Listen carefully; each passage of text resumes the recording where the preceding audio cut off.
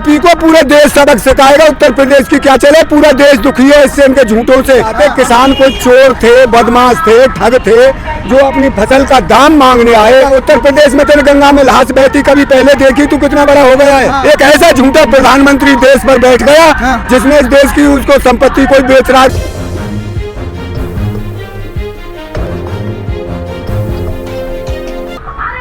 उत्तर प्रदेश की सियासत में अखिलेश यादव का बयान आता है कि हम चुनाव नहीं लड़ेंगे। इसी मुद्दे को लेकर आज हम बात करेंगे। और दूसरी तरफ अमित शाह को लेकर जो बयान आता है कि वो मस्जिद जो नमाज पढ़ते हैं लोग, बैरिकेडिंग लगाकर रोड पे नमाज पढ़ते हैं, इस मुद्दे पर भी हम कोशिश करेंगे। और योगी आदित्यनाथ जिस तरह से कहते हैं कि तालिबान अगर भारत पर थोड़ा सा भी नज़र उठा के देखेंगे तो हम सर्जिकल स्ट्राइक करेंगे। इसी मुद्दे पर बात करने के लिए आज हमारे साथ कुछ लोग मौजूद हैं, उनसे जानने की कोशिश करेंगे। और सबसे बड़ी बात और दिलचस्प बात, उत्तर प्रदेश की सियासत में किसकी हवा बह रही है, खुद इन लोगों की जुबानी सुनेंगे। ताऊ, अखिलेश यादव चुनाव नहीं लड़ने जा रहे हैं और अमित शाह कह रहे हैं कि जो मुसलमान है वो रोड पे बैरिकेडिंग डाल के नमाज पढ़ते हैं। देखिए, अखिलेश यादव इस वक्त एमपी हैं, सांसद हैं, वो चुनाव उनकी पार्टी लड़ेगी। पहले योगी आदित्यनाथ ने भी चुनाव नहीं लड़ा था, बाद में ही मुख्यमंत्री बने और हवा तो सब दिख रही है, बीजेपी को तो कोई वोट देगा नहीं। ये खुल्लम खुल्ला हो गई है। क्योंकि ये जो आज 11 महीने से 12 महीने में हमारा किसान आंदोलन चल रहा है, ये एक आजादी की उस आंदोलन की याद दिला रहा है जिसके लिए हमारे पूर्वजों ने कुर्बानी देकर इस देश को आज़ाद किया और इस पूंजीवादी संस्था, इन कंपनी राज से छुटकारा पाया। आज उसी काम को ये सरकार करने जा रही है। इसलिए इस बीजेपी की तो छुट्टी हो गई है उत्तर प्रदेश का पूरे देश से। वो तो कह रहे हैं अब की बार 300 पार। कहने से क्या होता है, ये तो वहाँ बंगाल में वो कहते थे 200 पार, हरियाणा में कहते थे 70 पार, इनका मौका तो कुछ बिगड़ता नहीं। अब वहाँ क्या है, चुनाव हुआ है, वहाँ हरियाणा में एक सीट का चुनाव हुआ है, इनके 2 आदमी बैठे रहे, कोई पर्ची लेवा पैदा नहीं हुआ, इनकी जन 10-20 वोट डली है कि नहीं डली। तो ये हालत हो गई है इनकी, तो इनको गांवों में नफरत हो गई है, इनका कोई सूरत देखना नहीं चाहते। किसान कोई चोर थे, बदमाश थे, ठग थे, जो अपनी फसल का दाम मांगने आए। एक हमको हमारी फसल का दाम और 3 कानून हमारे ऊपर जो लादे गए हैं, इनकी मना कर रहे हैं कि इनको वापस लो, वापस लो। और ये मानते नहीं, एक तानाशाही राजा बन गया है। ये ऐसे ये नहीं है 5 साल में चुनाव होता है। अब तो ये मैं तो जिंदगी भर का राजगद्दी मुझे मिल गई। तो ये प्रजातंत्र है। तो कह रहे उत्तर प्रदेश में सब अच्छा चल रहा है। उनके कहने से क्या चले, बढ़िया चलेगा। उत्तर प्रदेश में तेरे गंगा में लाश बहती कभी पहले देखी तू? कितना बड़ा हो गया है।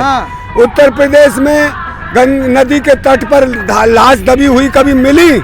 कितना नुकसान हुआ है उत्तर प्रदेश का। ये तो उत्तर प्रदेश जान रहा है कि यह कुछ नहीं, झूठ के अलावा इनके पास कोई हथियार और दूसरा है। इतनी जो महंगाई बढ़ी है, चाहे वो पेट्रोल, डीजल, गैस सिलेंडर का हो, किसको जिम्मेदार मानते हैं? ये सरकार है, बीजेपी सरकार।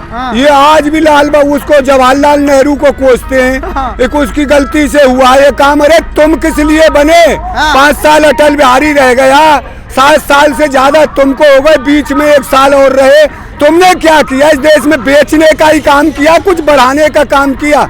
किसी पुरखा के आगे उसका बच्चा अपनी संपत्ति को बेचने लगे तो उस पुरखा को कितना दर्द होगा जिसने वो कमाई है। आज जो देश के प्रधानमंत्री इस देश को देकर गए, हर एक प्रधानमंत्री ने कुछ ना कुछ दिया। एक ऐसा झूठा प्रधानमंत्री देश पर बैठ गया जिसने इस देश की उसको संपत्ति कोई बेच रहा, जो हमारी सार्वजनिक संपत्ति थी, सबकी थी, जिसमें सबका अधिकार था। भारतीय रेल हो, ये हमारे हवाई अड्डे हो और बंदरगाह हो, तो ये क्यों बेचा गया? इन पे अर्थव्यवस्था आज तक नहीं संभरी। 10 साल मनमोहन सिंह जी ने जिस अर्थव्यवस्था को संभाला उसके टायर में गोली मारकर पंचर करके इस अर्थव्यवस्था की गाड़ी कोई खड़ा कर दिया। अब इनको ये मजबूरी में ये सौदा बेचना पड़ रहा है, फिर भी इनकी पूर्ति नहीं हो रही है। तो आप लोग उत्तर प्रदेश के चुनाव में बीजेपी को सबक सिखाएंगे? बीजेपी को पूरे देश सबक सिखाएगा। उत्तर प्रदेश की क्या चले, पूरा देश दुखी है इससे, इनके झूठों से।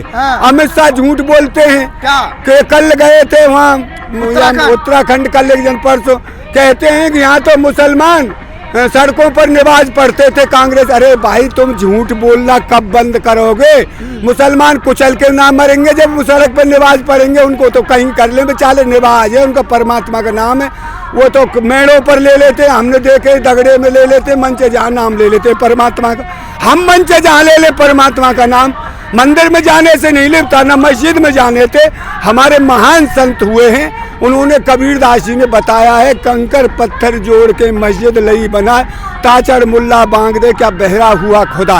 और हिंदुओं को भी बताया, पत्थर पूजे हर मिले तो मैं पूजूं पहाड़, या तो चाखी भली पीस खाए संसार। वो परमात्मा सब में है, तेरे अंदर भी है बेटे, मेरे अंदर भी, सब में है, सबके दिलों में बसता है वो। फिर ये नफरत क्यों? पेट से ही पैदा सब हुए हैं। वो तो यही सोचते हैं कि जाति धर्म पर बांट कर वोट लें। अरे तो वही तो है। अब ये देश पढ़ा लिखा देश है, विज्ञान का युग है। अब अंधविश्वास तुम्हारा चल गया, खोटी चौड़नी एक दो बार ही चलती है, बार बार नहीं चलती।